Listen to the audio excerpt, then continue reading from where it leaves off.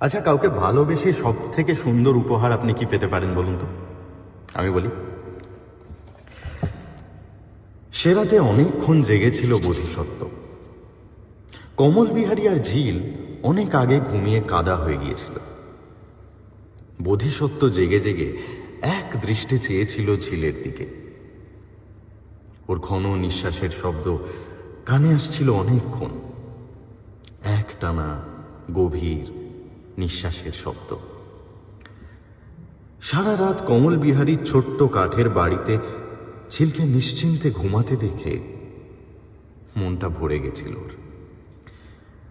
বোধিসত্ত্ব ওই এক রাতে বুঝতে পেরেছিল, প্রেম করে ভালোবেসে লোকে বহু স্বপ্ন দেখে।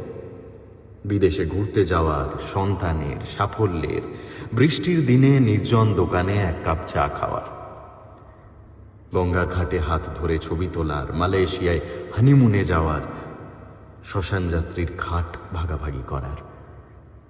কিন্তু যে যাই বলুক, আগামী 1000 বছরে আনন্দের, উপভোগের যত আধুনিক উপকরণই হাজির হোক না কেন, প্রিয় মানুষকে নিশ্চিন্তে নিরাপদে ঘুমাতে দেখার মতো সুন্দর কিছু আর হবে না কোনোদিন।